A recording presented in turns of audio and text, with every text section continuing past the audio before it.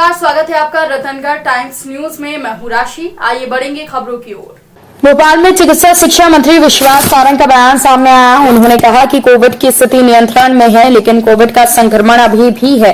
तीसरी लहर को लेकर नियंत्रण की पूरी तैयारी कर ली है। वैक्सीनेशन तेजी से हो रहा है। तीसरी लहर के लिए संस्थागत पूरी तैयारी हुई है।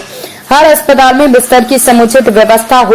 इसके साथ ही मुख्यमंत्री के निर्देश पर हेल्थ वर्करों का ट्रेनिंग प्रोग्राम चल रहा है। ऑक्सीजन प्लांट के इंस्टॉलेशन का काम को तेजी से चला रहे हैं।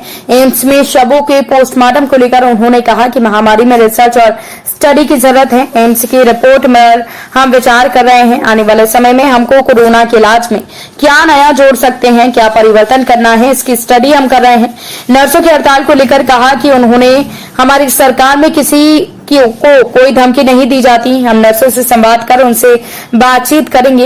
इस समय हड़ताल ठीक नहीं है। नर्सों के मामले में कोई दिक्कत नहीं है। बाल कांग्रेस के गठन किए जाने को लेकर उन्होंने कहा कि कांग्रेस में सब बाल ही बाल हैं। हम पहले से कहते हैं ये बच्चों की पुलिस है।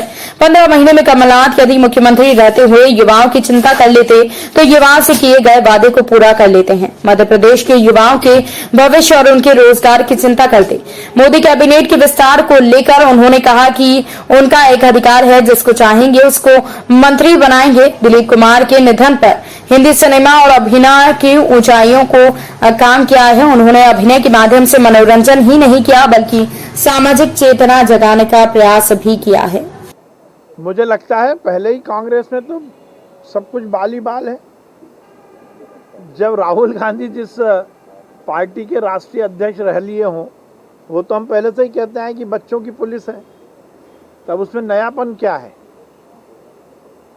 अच्छा ये होता कि कमलनाथ जी युवाओं की चिंता उस समय कर लेते जब वो 15 महीने मध्य प्रदेश के मुख्यमंत्री थे। अच्छा होता कमलनाथ जी युवाओं को जो उन्होंने चुनाव में वादा किया था बेरोजगारी भत्ता देने का, वो वादा पूरा कर लेते।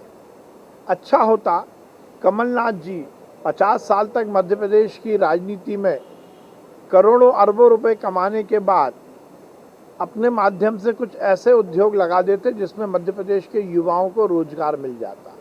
कमलनाथ जी बता दें, 50 साल तक मध्य प्रदेश से पैसा लेकर वो कलकत्ता तो गए, अपनी बड़ी बड़ी फैक्ट्रियां कलकत्ता और देश के विभिन्न बड़े स्थानों पर लगाई।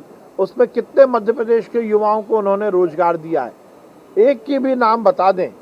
अच्छा होता कि वो मध्य प्रदेश के युवाओं के रोजगार और उनके भविष्य की चिंता करते तो वो ज़्यादा उपयोगी होता। हमने थर्ड वेव की नियंत्रण की पूरी तैयारी की हुई है।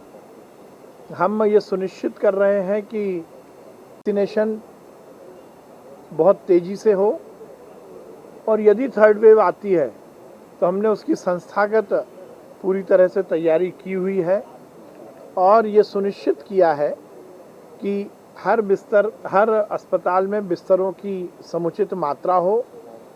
पीकू जो पीडियाट्रिक डिपार्टमेंट के आईसीयू हैं उसकी भी समुचित व्यवस्था हम कर रहे हैं। ट्रेनिंग का भी हम मॉड्यूल तैयार कर रहे हैं।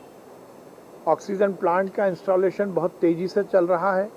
ऑक्सीजन जनरेशन से लेकर ऑक्सीजन स्टोरेज तक की कैपेसिटी हम मध्य प्रदेश में बढ़ा रहे हैं।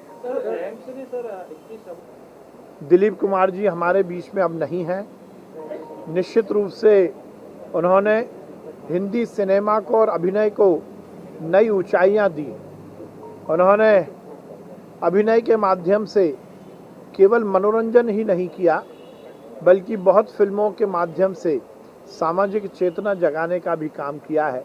मैं उन्हें विनम्र श्रद्धांजलि अर्पित करता हूँ। फिलहाल के लिए इतना ही। आप बने रहिए हमारे साथ। नमस्कार। खबरों में बने रहने के लिए रतनगढ़ टाइम्स न्यूज को सब्सक्राइब करें और बेल आइकन को दबाना बिल्कुल ना भूलें, ताकि हर खबर की अपडेट आपको मिलती रहे।